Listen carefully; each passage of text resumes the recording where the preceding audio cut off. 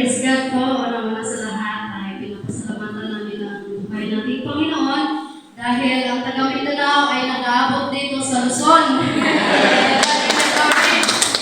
So, I really praise and thank God dahil dinala na kami dyan sa Buntok as church planter. Hindi namin in-expect na dyan kami sa Buntok. And the status ng ating yung church natin dyan, hindi pa siya well-established. Salamat sa mga pastors na nag-welcome sa amin dito. Feel at home kami. Kahit minsan na parang hating gabi yung pakiramdam namin sa dialect ng marinig. But thank God, dahil through mayroon silang sinasabi namin, one. Kahit siguro sabihin nila na, itatapon namin kayo sa ilog, wag. Praise God po. As of now, wala naman kaming yung problema. Kasi bago pa lang kami. At yun po ang pinapasalamatan ko sa Panginoon dahil yung mga tao dito ay very friendly. Friendly, accommodating, at saka iba talaga.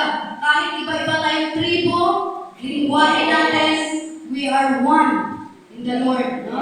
Isa lang tayo sa ating pananampalataya. Sabi ko sa mga members doon sa Buntok, huwag niyong tingnan yung aming lingwahe. Tingnan niyo yung ating faith sa Panginoon.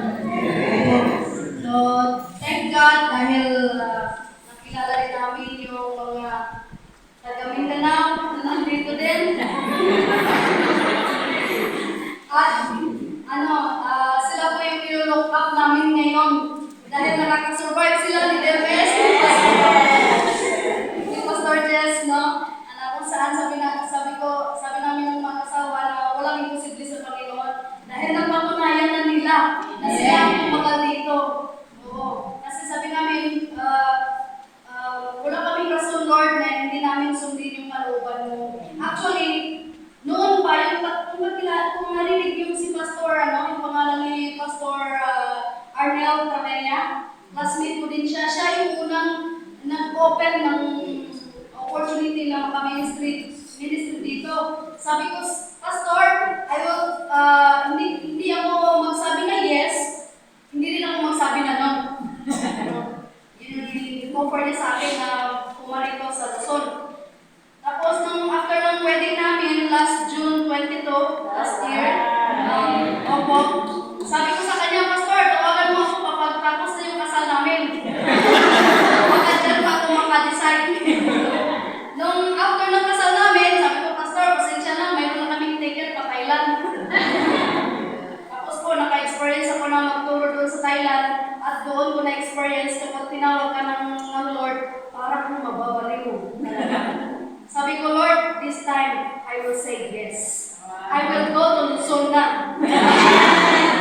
Kasi kami mag-asawa, siya nag-work sa foreign restaurant. Wala din siyang peace of mind doon. Tapos ako, nag-work ako sa ibang province as English teacher. No? Kahit hindi masyadong magaling sa English, teacher tayo doon. Sabi ng Thai friend na yung mga Christian din doon na tinutulungan namin, sabi niya, you go Philippines, you come back Thailand quick, okay? sabi nila, dapat 1 year lang na kami dito.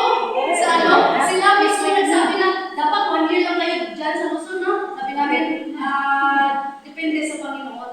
Kung ilang years na kami lagay dyan sa Buntok. Yung pambag Thailand, quick. Pero kung gusto nyo na, one day, kung gusto nyo mag-visit ng Thailand as tourists, pwede din kayo mga gano'n, no? Mayroon tayong kakilala na doon. Kahit hindi sila po pastor under sa Kamako, pero kasi parang free believer din sila, na same lang tayo ng doctrine. Na pwede tayong makakonect sa kanila kung kaya't nyo, mga anak nyo na mag-teach doon, mayroon tayong connection doon.